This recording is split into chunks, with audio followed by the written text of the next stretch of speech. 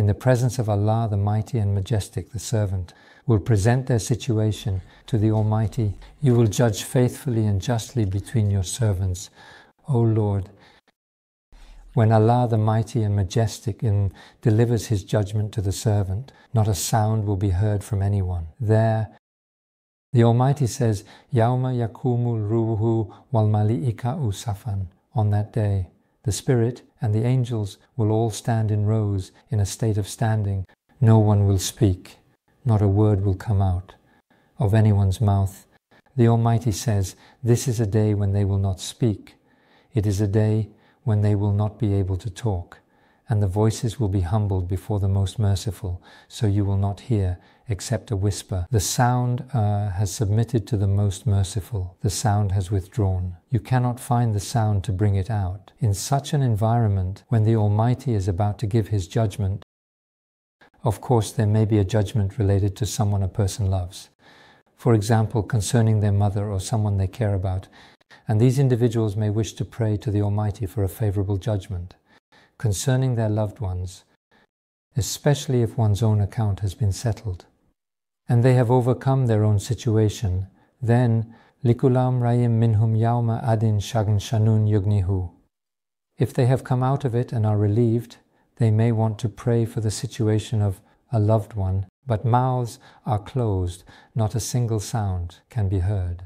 The Almighty says that in such a situation. If Allah, the Mighty and Majestic, wants to give someone related to that servant a chance to speak, He will open their speech except for those to whom the Most Merciful has granted permission and whose word He is pleased with. He will open the speech of that person, and if it is a mother, she will speak for her child. If it is a child, they will speak for their mother or for their loved ones. If it is for Prophet Muhammad, peace be upon him, for his ummah or for any member of his ummah, the Almighty will allow them to speak and give them the opportunity to pray, saying, O Lord, forgive them, pardon them.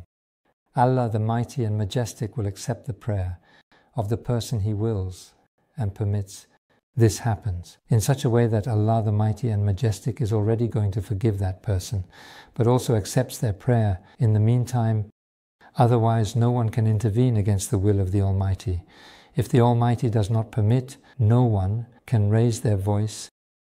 No one can raise their voice or call out in prayer for someone whom the Almighty does not will.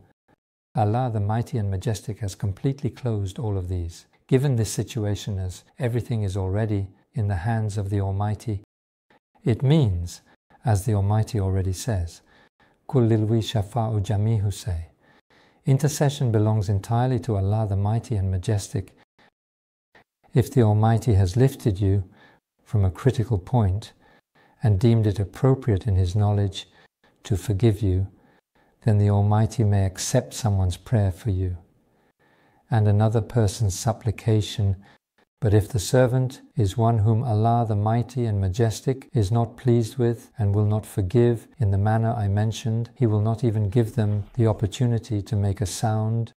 Therefore, it is very wrong to go with the assumption that Prophet Muhammad, peace be upon him, will save you there.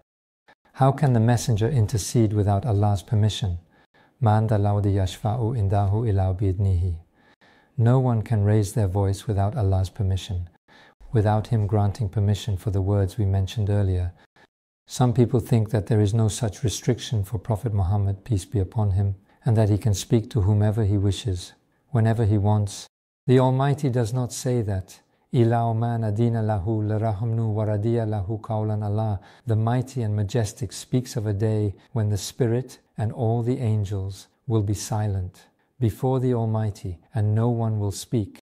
Therefore, if Allah, the Mighty and Majestic, first forgives that person according to the knowledge and judgment of the Almighty, it means that the servant has surpassed a forgivable threshold in the eyes of the Almighty through their deeds and life in this world. If that is the case, the Almighty may allow another person's prayer at that very moment, giving them the opportunity to pray, and thus opening the way for their prayer to be accepted. Or is it that, despite the judgment of the Almighty, some imagine a world where others intervene, save certain individuals, and show favoritism, or where some believe, similar to the belief in Shia, that merely following certain people without any accountability is sufficient? Are you among those who love Fatima, or those who do not? Those who love her, this way directly to paradise. Those who do not, this way directly to hell. With such a belief and perception, a person only ruins their own fate.